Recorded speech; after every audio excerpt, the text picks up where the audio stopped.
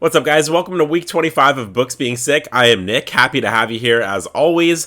Today's kind of a run and gun episode. I have had such a busy week. Wedding season has struck me in a very blunt way. I've kind of been thrown into the busyness of my normal job life, and it has been really fun, but again, really, really busy. So I kind of just grabbed a bunch of things that are things that I did this week. Books and recent reads, suggestions, recommendations, random stuff. Mainly centered around Jurassic Park, because I made sure to finish Jurassic Park this morning before I made this video, because it is the best, and I really wanted to finish it before I talked about it. Anyways, so happy to have you here. You know what I mean? I am doing this video now because I got this cookie. This cookie is the best thing that's ever entered my body. That's what I have left of it, and this is from Pleasant Company, and I bought six. I bought six of these cookies. It's a Rooney's, which is the coffee shop that I go to every morning, my local coffee place that I love. It's their 2-year anniversary today, and so they have some stuff going on there. This being one of them. This baker is there, and these cookies are insane. And I bought six different ones. You know, there's a s'mores cookie, there's a pretzel one, score, lots of stuff going on. I'm gonna gain weight, and I'm ready. I'm excited. Moving on to books, though. You know what I mean? Okay, so the biggest news is that I finished Jurassic Park, wherever that is. Jurassic Park is right here. It's not in its slipcover, but trust me, this is Jurassic Park. And I have to say, I absolutely loved it. And I know that's not a shock to anybody, because I've already alluded to the fact that I was really enjoying it.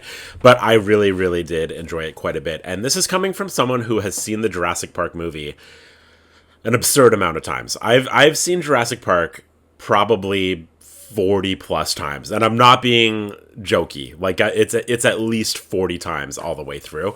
I watched it when it first came out when I was a kid, and it scared the crap out of me because I would have only been 7 or 8 years old or something like that, and it was the best. And I was like, dinosaurs are definitely real, and I'm gonna get eaten by a T-Rex, and this is terrifying. What do I do? Mom and Dad, help me. But I just grew into loving that movie, and I still watch it all the time, and I still love it. So I had always been excited to read Jurassic Park, but I was kind of like, a lot of it's going to be probably pretty redundant. You know what I mean? Having seen the movie as many times as I have, that is absolutely not the case. This book is actually quite different from the movie, but all of the similarities that you'd want to remain the same are the same. There's just There's enough differences in the book that I was completely engaged and not bored, and I found it very gripping and exciting. And because there are, without spoiling anything, there are a lot of character deaths that happen in the book that do not happen in the movie. I found myself caught off guard quite frequently. I was like, "Oh, no way! Oh, you're kidding? What? Him too?" It was, and also there are characters that, again, without giving too much away, withstand the test of time. They make it to the end of the movie, and you're like, wait a second. So, in terms of that, it was different enough that it kept me on my toes. I have to say, the thing that I enjoyed most about the book in comparison to the movie was the beginning. The first 100 pages or so, it's kind of the mystery of what exactly is Hammond doing with this company on this island? They're building a resort. What's the resort for? Why do they need all this stuff? Why does he need all this amber? And it's just the mystery and intrigue and buildup of what exactly Hammond is doing on this island, I found really interesting and really fun.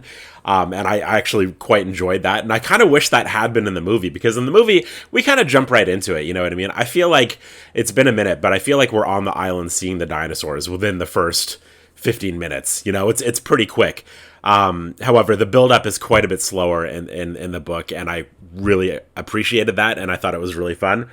And the action towards the end is also quite different. Honestly, it's pretty different. The more I think about it, I'm kind of just shooting stuff off the top of my pop right now. But I would say that if you're a fan of Jurassic Park and you've always thought that reading the book would be enjoyable but kind of redundant, please give the book a go, because it is fresh enough that you'll be like, holy cow, this is fantastic. And I enjoyed it so much that I got something. Over on the book club, the Sick Book Club that I host on Patreon, started giving a Folio Society book away every month. It might not always be a Folio Society book, but giving away a cool book every month to one of the members via just random, random name picker sort of thing. And we've given away Pet Sematary and The Road so far. And this month it's me. It's just me. I'm giving away Jurassic Park, and I thought it looked so cool, and I've enjoyed the book so much that I bought a copy for myself. So I can show that to you really quickly here. It comes in this slipcase that's kind of textured and really, really nice. And this is the book here. It just feels beautiful in your hands. I can't lie. The pages are nice. Everything's nice. Everything's kind of thick, and the illustrations in here are so cool. I'm going to open up to one real quick. This is the kitchen raptor scene towards the end, which I will actually say, it's funny that I opened it up to that one specifically. Anyways, however, sorry, that is the Folio Society Jurassic Park copy. It is so friggin' sick. And over on the Patreon, I gave away one yesterday, and I'm giving another one away today. So we're giving away 2 this month, just as like a thank you for being there. So for those of you watching that are in the Patreon book club, thank you for being there. It has been so friggin' fun. And as soon as I finish recording this YouTube video, I'm going to go give away another one. And good luck. You know what I mean? So, yeah. But the reason I was saying it's funny I opened it up to that kitchen scene page is I was also going to say that the 2 things that I would say the movie did a little bit better than the book was, firstly, that kitchen scene. The kitchen scene with the raptor and the kids is one of the greatest movie scenes, in my opinion. It's so scary and tense, and I love it so much. And, the book does a fine job with that scene, but I really think that is one of the parts that I could say the movie creators, the screenwriters, the directors, they really brought that scene to life and gave it an energy and a tenseness that didn't really exist in the book, in my opinion. And I would also say the only other part that I think the movie really crushed in comparison to the book was that initial tour breakdown scene where they lose power and they're in the Tyrannosaur Park. That I thought, like, the movie just perfected that scene. Like, it's iconic. That entire scene is iconic for a reason. And while the book is very, very, very good, it's different. It's not quite as intense in the book. You know what I mean? The intensity that they brought and the ferocity and scariness that they brought to those dinosaurs in the movie was perfect. That it probably doesn't exist quite as well in the book. The only other thing I would say, like, this is a very small thing, and I'm sorry to be, like, minor spoilery here. It is a minor spoiler, but be forewarned, it is a spoiler.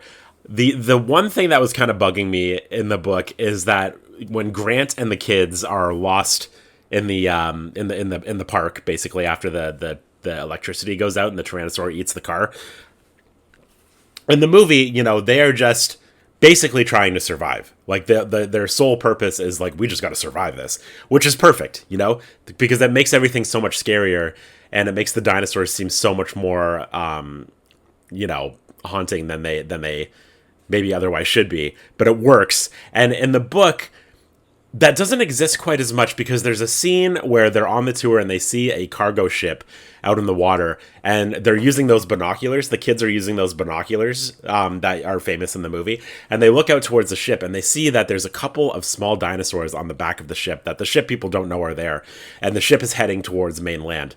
And so their purpose, and it seemed like their main purpose in surviving and getting back to the main hotel was just so that they could warn people that there are dinosaurs on the ship and we got to call the ship back.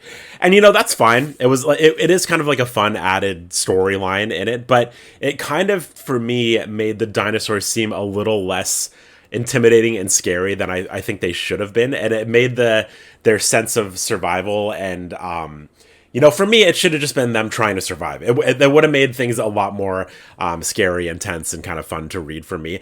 But I did find it kind of odd that their sole purpose just seemed to be that they wanted to get back to warn people about the ship. Whereas, again, I think it should have just been about survival. Again, minor thing, but Jurassic Park, fantastic. Absolutely recommend it to everybody. I started The Lost World today. Right off the bee, because I'm so invested in this book, and Michael Crichton, I think is just a great writer, and it's my first Michael Crichton book, but I absolutely loved it. So I started The Lost World today. I'm about 50 pages in, and it's great.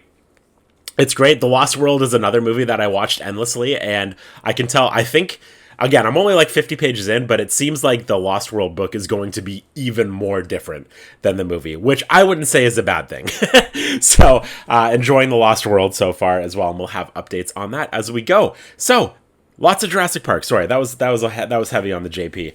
I have the Lost World copy here. I found this kind of mass market PB at Pickwick Books, which is a bookstore here in Hamilton. It's a great spot. I've got some more pickups from them actually, and yeah, really enjoying that.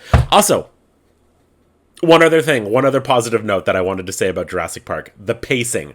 The pacing is phenomenal. Maybe of all the books I've read in my reading career so far, the best pacing of any book that I've read. It just keeps you going. You'll feel, it's, again, a cliche, but it's one of those books where you'll read for 2 hours and feel like it's been 10 minutes. You know, it really does keep you moving. And there isn't a single part in this book that is boring. And the chapter lengths are my favorite, 3-4 pages each. We bounce back and forth between, the park, the control, blah, blah, blah. And I thought that was awesome. Really kept me going.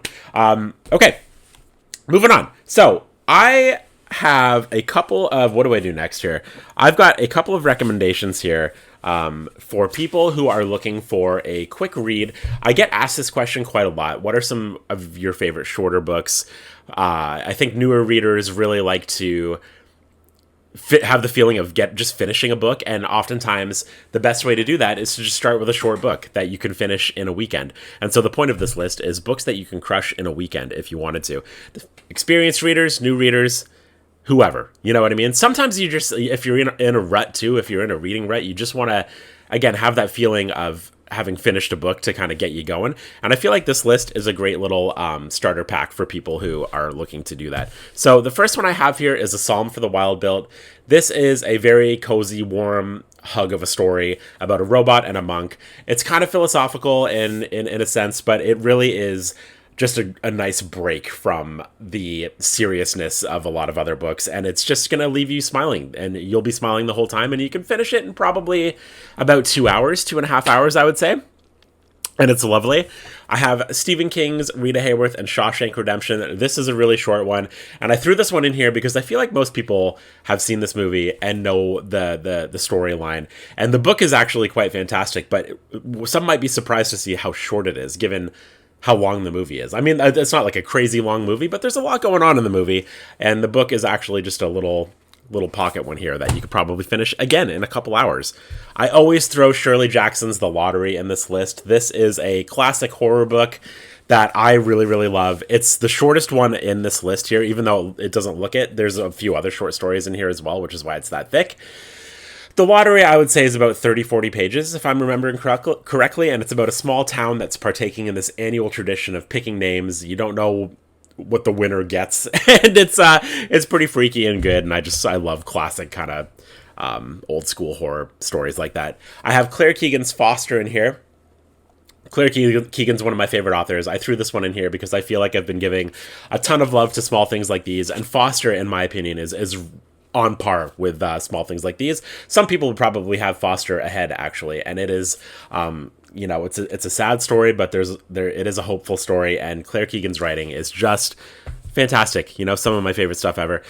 I have Steinbeck's Of Mice and Men. This would be for people who are looking for something maybe a little more serious, and again, something more classic. It is not a long story, but it is a story that packs one heck of a punch, and I am told that actually a lot of American kids read this in high school. I don't think that was the case for me. I might be wrong, but yeah. So you may have already read this one, but it is pretty heartbreaking. The ending will leave you pretty upset, and it's just brilliantly written, though. This was my first Steinbeck book. I'm really excited to get into more Steinbeck. I think the next one will be either The Grapes of Wrath or East of Eden. East of Eden seems to be the one that most people gravitate towards, so I'm pretty tempted to start with that one, but we'll see where the wind blows. I have a few other things I wanted to share here. I'm just sharing this quickly just for the sake of sharing it, but I picked up The Silence of the Lambs and Red Dragon by Thomas Harris at Pickwick Books again, and I am pretty excited to read these. Kind of on the level of Jurassic Park, two movies that I watched an absurd amount of times that I absolutely love. And I'm wondering how the books hold up. And if anyone has read these books, please let me know, because I would love to know your thoughts on whether it's worth diving into. I'm pretty tempted to just go ahead and do it. I'd love to read the whole Hannibal trilogy. I think, you know, in terms of film, it's some of my favorite stuff ever, so I would imagine I'd like the books. Let me know what you think. I would love to hear your thoughts on that. Few other pickups from Pickwick Books. I got Outlander there. This is going to be a bit of a hint towards the next long list for the book club. Every month, about around this time of the month, I set up the long list, which is a poll of about 10 to 20 books that we all vote on to be the book club's next book that we read. And this is the only hint I'm giving. I'm posting the list tomorrow in there, and I needed to pick this one up because I didn't have it, and it's going to be on the list. But it's going to be a fresh list. I'm really excited for this one. I'm sorry I can't say what it is. I will on the next video, but I got to let the Patreoners see it first, and I'll be posting that tomorrow. Really quick too, Dumas, The Pigeon Prize, I found that, and I thought it was just really cool. Not a clue what that's about, but it's from the 50s. And I just thought it was cool. So so I got that. The only other book-related things I wanted to share really quickly are these three recommendations from my uncle, actually. My uncle reads a lot of books, and he dropped these three off for me and said that he thought I would love them. And I hadn't heard of a single one of these. So if you have, let me know what you thought of them. And I'm pretty excited to jump into these. So the first one here is The Skin of a Lion. I'll show that one there. I think that is a Toronto author. Definitely a Canadian thing. I love that cover. I love the title, and unfortunately, I have not a clue what it's about, but I am excited to read all of these. The Unbearable Lightness of Being by Milan Kundera. I like that. I feel like that, I might be wrong, but I feel like that picture is a poster I've seen throughout my life, like on the walls of bars and stuff like that. But it could be just something similar. So yeah, excited for that one. And then Owls of the Eastern Ice, which this is a nonfiction book about a gentleman going through Eastern Russia, documenting the owls. I believe I might be a little off there, but again, just so bizarre. And I love that he dropped those three off for me, because they just are, again, not books that I've ever heard of, and they all seem cool. So excited for that. What else do I have to tell you? It's Father's Day tomorrow, just in case you needed a reminder. I'm shooting a wedding tomorrow, a Father's Day wedding, and I'm looking forward to that. And then, we'll come home and have some dinner. It's a lunch wedding, that's kind of cool. Yeah, I think that's all I got for you today. Sorry if I was a little rambly. This is one of the few videos that I didn't really write anything down. I was just like, let's just press record and start talking and see what happens. Hopefully it happened. I can finish my cookie now, which I'm very excited about, although I'm feeling full because I just got a sub from Mike Subs on Ottawa Street. I love those subs so much, honestly. That place rules. And I had a big one, and it's right here. You know what I mean? It's going down, but I also got a bag of sour cream and onion chips to go with it, and I got a ginger ale, and then I started eating this cookie. It's really the first thing that I've eaten today, and it's like 3 o'clock in the afternoon, so, okay, give me a break. But I'm feeling it. But I still want to finish this cookie. This doesn't mean anything. I hope you're having a great time with your life, and thank you, as always, for tuning in here. I will link the Patreon Sick Book Club below if you're interested, and yeah, you know what I mean?